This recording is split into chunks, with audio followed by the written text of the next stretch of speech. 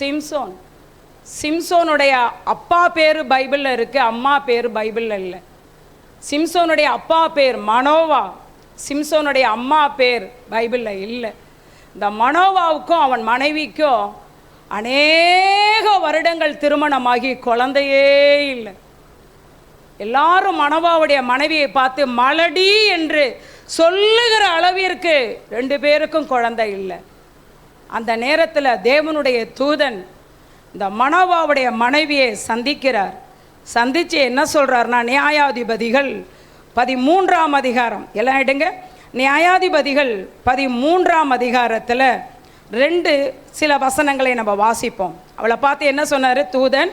3வது வசனம், கர்த்தருடைய தூதனானவர் அந்த ஸ்திரீக்கு தரிசனமாகி அவளை நோக்கி, இதோ பிள்ளை பெறாத மலடியான நீ கர்ப்பம் தரித்து ஒரு குமாரனை பெறுவாய். ஆதலால் நீ என்ன செய்யக்கூடாது? திராட்சரசம் மதுபானம் குடியாதபடிக்கும் தீட்டான ஒன்றை புசியாதபடிக்கும் எச்சரிக்கையாய் இரு.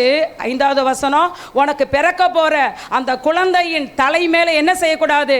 சவரகன் கத்தி படலாகாது. அந்த பிள்ளை பிறந்தது முதல் யாருக்கென்று? யாருக்கென்று? தேவனுக்கென்று நசரேயனாய் இருப்பான்.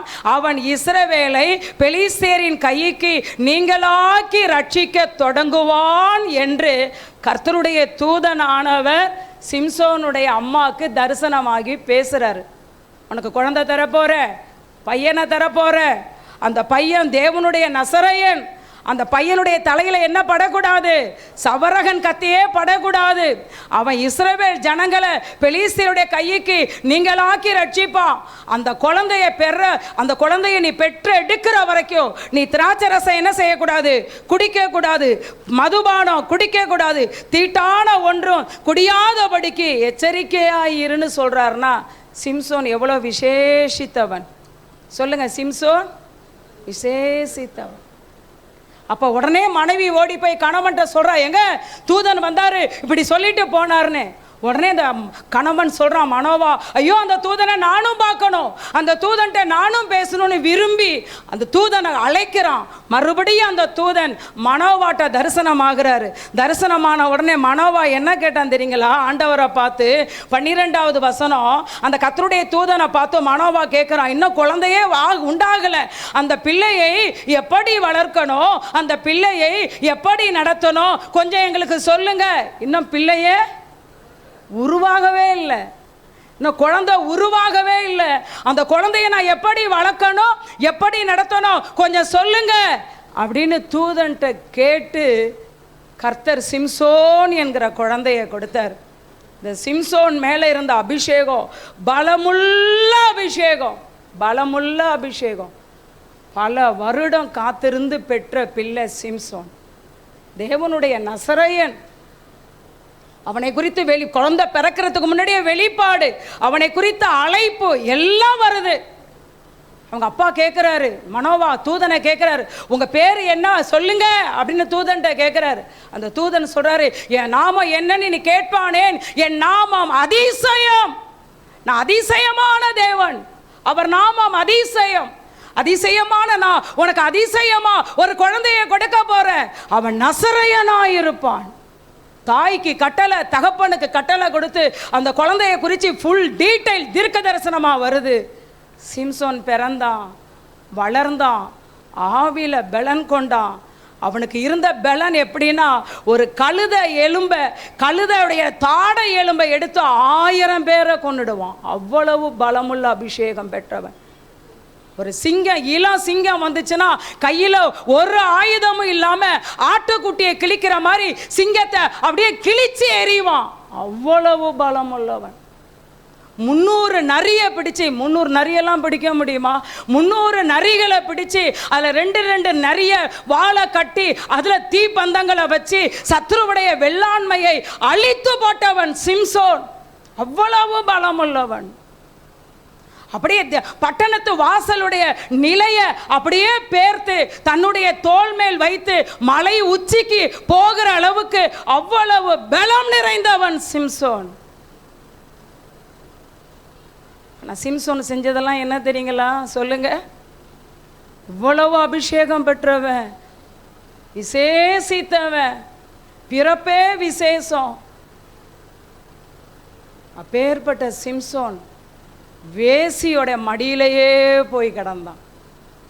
யார் மடியில்? தெலீலாள் என்கிற வேசி மடியிலேயே. நல்லா தெரியுது அவளை நம்மளை ஏமாத்துறான்னு. எத்தனை முறை ஏமாத்தினான் அந்த தெலீலாள். இந்த சிம்சோனை அந்த தெலீலாள் எத்தனை முறை ஏமாத்தினான். அப்போ ஏன் மனுஷனை குறித்து உனக்கு அறிவே இல்லையா? தேவ ஜனமே நல்லா புரிந்து கொள்ளுங்க. நம்மளோட பழகிற மனுஷர் எப்படிப்பட்டவங்கன்னு அறிகிற ஞானம் நமக்கு வேணும். சொல்லுங்க, நமக்கு நிறைய ஞானம் வேணும். அதில் ஒரு ஞானம் என்ன தெரியுமா? என்னோட பழகிற மனுஷன் எப்படிப்பட்டவன், நான் யாரோட ஐக்கியம் வச்சிருக்கிறேன், என்னுடைய ஃப்ரெண்டு எப்படிப்பட்டவன், என்னுடைய பார்ட்னர் எப்படிப்பட்டவன், என் கஸ்டமர் எப்படிப்பட்டவங்க, அந்த அந்த அவர்களை அறிகிற அந்த ஞானம் நமக்கு ரொம்ப ரொம்ப முக்கியம். சிம்சோன் எவ்வளோ பெரிய அபிஷேகம் பெற்றவன் தெரியுங்களா? சிம்சோனை போல அபிஷேகம் பெற்றவன் பைபிளில் யாருமே கிடையாது.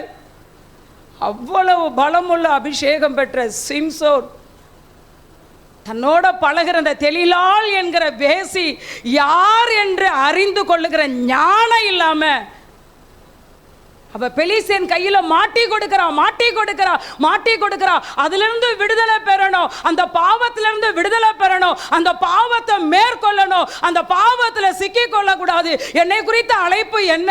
ஐயோ, எங்க அம்மா அப்படி சொன்னாங்களே, எங்க அப்பா இப்படி சொன்னாங்களே, அதெல்லாம் அறியாம வேசியின் மடியில படுத்து படுத்து அவனுடைய ரகசியத்தை அவள்கிட்ட சொல்லி அந்த பெரிய பலமுள்ள அபிஷேகத்தை என்ன செஞ்சிட்டான் சிம்சோன்?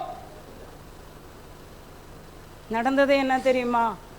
பாவம், சொல்லுங்க, பாவம் பாவம் முடிவு என்ன தெரியுமா? நியாயாதிபதிகள் 16:21 வாசிங்க. பெலிஸ்தியரின் கைக்கு இஸ்ரவேல் ஜனங்களை நீங்களாக்கி ரட்சிக்கணும் என்பது அழைப்பு. இவன் தேவனுடைய அழைப்பை செய்தானா? தேவன் சொன்னதை செய்தானா? அழைப்பை நிறைவேற்றினானா? அவன் செஞ்சதெல்லாம் வேசியின் மடியில் படுத்து அவளை மேற்கொள்ள ஞானம் இல்லாமல் பலன் இல்லாமல் அந்த பாவத்தில் சிக்கிக்கிட்டு. தேவ ஜனமே, நம்ம எதில் சிக்கணும் எதில் சிக்கிக்கொள்ளக்கூடாதுன்னு தெரியணும். நம்ம தேவ திட்டத்தில் சிக்கணும், பாவத்தில் சிக்கக்கூடாது. சொல்லுங்க, நம்ம எதில் சிக்கணும்? தேவ திட்டத்தில் சிக்கணும். எதில் சிக்கக்கூடாது? பாவம். இவன் போய் தேவ திட்டத்தில் சிக்காம எதில் சிக்கனா? பாவத்தில் சிக்கனா. நடந்தது என்னன்னா, பெலிஸ்தியர் அவனை பிடித்து அவன் கண்களை பிடுங்கி அவனை கொண்டு போய் 2 வெண்கல விலங்கு போட்டு. இதுதான் சிம்சனுடைய நிலைமையா? 2 கண்ணையும் பிடுங்கிட்டாங்க. அப்படியே அவனுக்கு 2 வெண்கல விலங்க போட்டு சிறைச்சாலையில் வச்சு வேடிக்கை காட்ட வச்சு அவனை மாவரைக்க விட்டுட்டாங்க. காரணம் என்ன? பாவம் பாவம் கண்களை மூடும். வருட எண்டுக்கு வந்துட்டோம். எந்த ஒரு ஆயத்தம் இல்லாமல் புது வருஷத்தில் நுழைஞ்சிடாதீங்க. அப்படியே உங்களை ஒப்பு கொடுங்க. வரப்போகிற 2024 நமக்கும் நம்ம குடும்பத்துக்கும் நம்ம சபைக்கும் ஊழியத்துக்கும் மிகுந்த ஆசீர்வாதமாக இருக்கணும்னா பாவத்தை மேற்கொள்ளணும். இன்னும் பரிசுத்தமுள்ள வாழ்க்கை வாழணும். பாவத்தோடையே புது வருஷத்துக்குள்ளே போயிடக்கூடாது. அப்படியே ஒப்பு கொடுங்க. ஆகான் தேவனுடைய வார்த்தையை மீறினான். பயங்கரமாய் ஆகானுடைய முடிவு இருந்தது. பெல்சாசார் தேவனுடைய ஆலயத்தின் பாத்திரத்தை தீட்டுப்படுத்தினான். அவனுடைய முடிவு பயங்கரமாய் இருந்தது. முன்குறிக்கப்பட்ட சிம்சோன், இவனை குறித்து அழைப்பு எல்லாம் முன்குறிக்கப்பட்ட விசேஷித்த சிம்சோன் தேவ திட்டத்தில் சிக்காம பாவத்தில் சிக்கனான். அவனுடைய முடிவு அதோட செத்துட்டான். அதோட என்ன ஆயிடுச்சு, கண்ணு பிடுங்கப்பட்டு சிறைச்சாலைக்கு போய் வெண்கலக்கு விலங்கு போட்டு மாவரைச்சி வேடிக்கை பொருளாகி அப்படியே என்ன செஞ்சிட்டான், செத்து போயிட்டான். அதுக்கப்புறம் சிம்சோன் ஒன்றும் என்ன செய்யலை, கர்த்தருக்காக செய்யவே இல்லை.